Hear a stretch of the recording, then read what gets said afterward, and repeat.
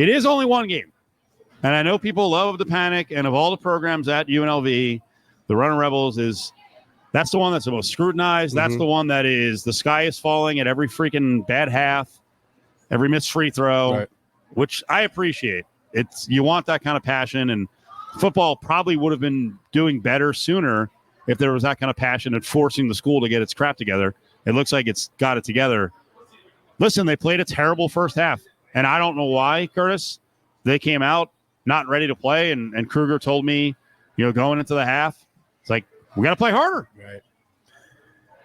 Yeah. I mean, it comes with the territory, though. So, I mean, if you have haters, it's because you're doing something right. And so if people are critiquing UNLV basketball already after one game, it's because they've done something right in the past, or people have high expectations. So I welcome that. As opposed to if people don't care, that means they're probably not watching. But it was one game, and I think Kevin said this will never play that bad again. I don't think I've ever seen a UNLV team play that bad of a game. Webster said the same thing. Justin Webster was like, I've never been involved in something that bad. No, I mean, it was bad across the board. And I've been around the program, obviously, for a long time. And you have stretches when you play that bad, or a half. That was a bad game of basketball. I mean, there was just so many blown coverages. It looked like they hadn't even practiced before in terms of some of the coverages against pick and rolls. I'm not going to completely tear them down, but we know that they're better than that because we've seen them. And they played, obviously, in the two close-door scrimmages and competing against the two teams that they did. They played very, very well. They lost by 3 to USC, and they played a close game against Missouri State. Yeah, they played well against Missouri State. I think it was just it was a fluke. I mean, and I don't think Justin Webster's ever going to start a game again going 1 of 6 from 3 and 2 of 8 from overall. That set a bad tone. Because they were good looks too. I think we would go 3 of 16 in the first half from 3. I'd say 13 to 14 of them were wide open. Nobody within range to even contest. Just got to make those shots, and I think they will. But it's just unfortunate that they played out like that because there was a good crowd that came out, really good student section, and I think it set the bad tone. So I think that they really took that to heart, and I know these guys care. And I know Kevin and his staff obviously care, so they're going to fix this thing like they did the last 2 days. I'm sure they're going to have a much better effort and performance tomorrow afternoon against Stetson. All right, explain the issue with the pick and roll, because after the game, Kevin Kruger started to explain that, hey, they hadn't covered the three-point line well against USC and Missouri State, so they were trying to make that adjustment. And then he just kind of stopped, and he's like, that's all I have. Like, basically, it didn't work. Right. And I think it just comes out of frustration because that's what he said, too. I mean, going into it, they were like they didn't want to allow just wide-open catch-and-shoot threes like Southern did to them. I mean, UNLV just got caught catch-and-shoot wide open, just didn't make them. UNLV, their goal was to run these guys off the three-point line.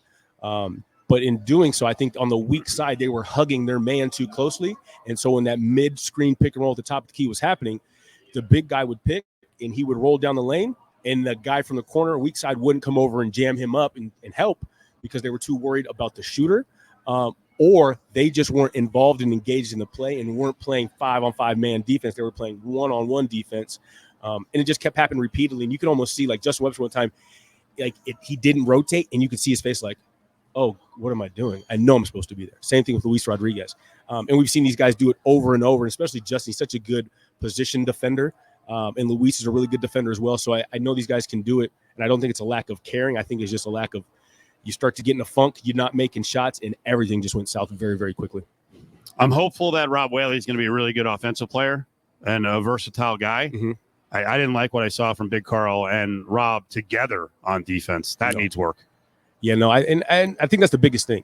It's going to take time. It's going to take time for these guys to come together as a group, and for the players to find their form, but also for the coaches to be able to find their rotations. And it's hard to do that when you're without KB, when you're without Shane Noel, because those guys are going to play a lot of minutes, and the position that they play is going to allow other guys to play more of their natural position. And so that all impacts everything, because what they've been practicing, they weren't able to do it on Wednesday night because they don't have those guys in there and playing those rotations and playing those lineups. And so I think it all comes together at some point.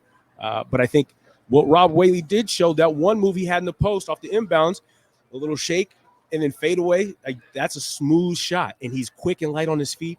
But I think it's going to take some adjusting for him to be able to go from playing junior college, even though it was at a high level, to Division I college basketball, and the speed and what he's asked to do, because, again, he's now a different player than he was when he was in college, because he's gotten in shape and gotten work on his body.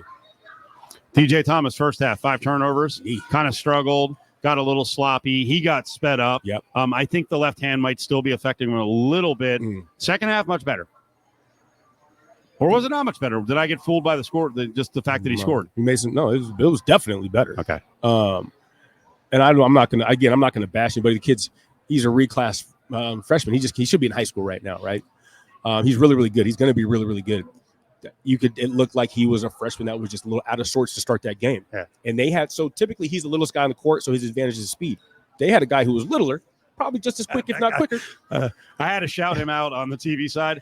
That guy, Jax, he was fast. He was strong. Yeah. He bullied DJ a little bit in the first half. He wound up playing, I think it was 24 minutes, no turnovers, no points, but he had an impact on the game. Oh, my gosh. He changed the whole game right from the start. Yep. He got on DJ's hip. He rode him out of bounds, made him turn it over, just frustrated him.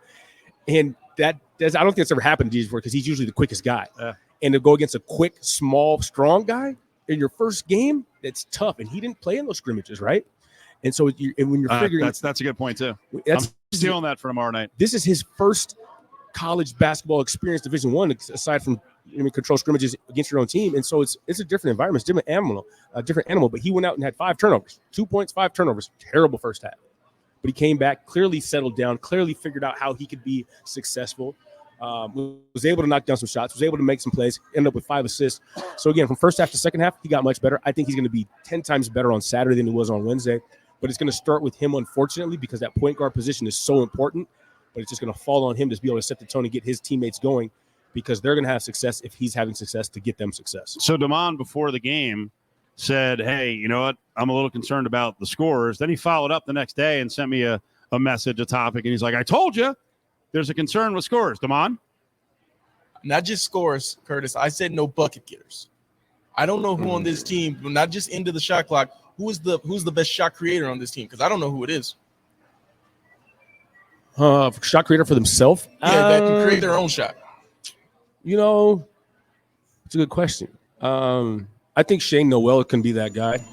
You saw stretches last year when Shane's in shape and he's got the right spot. Now with the confidence in the open floor and having the ball, he'll be able to do that. I think Luis can get his own basket. But by the way, Lou Rod scored whenever he wanted in the second half. He got off to a really bad start, and he scored. I was talking to Kruger today. The media was, and I mentioned, hey, do you want more aggression out of Jalen Hill? I think Jalen Hill can get downtown and then downhill and then take contact. I also think DJ, once he gets acclimated, he can create his own shot. So trust me. Last year, this is the guy who told you that the end of the shot clock guy and the shot creator was going to be Elijah Harkless. And who did it turn out to be? Elijah Harkless. All right, that's true. I remember that one. I think I was sitting on my couch when we were having that conversation, you, me, and Adam. But I think the beauty of it, so there's no Bryce Hamilton. There's no Elijah Harkless. I don't have a problem with that because at times it was really, really fun to watch. Guys put up buckets, especially when we were at Colorado State and Bryce had that huge game. Yep. But ultimately that wears on you don't win as many games. So in this case, not being predictable and knowing you don't just got to stop one guy, you got to stop multiple guys, and you got a point guard who can score, pass, and create, anything can happen.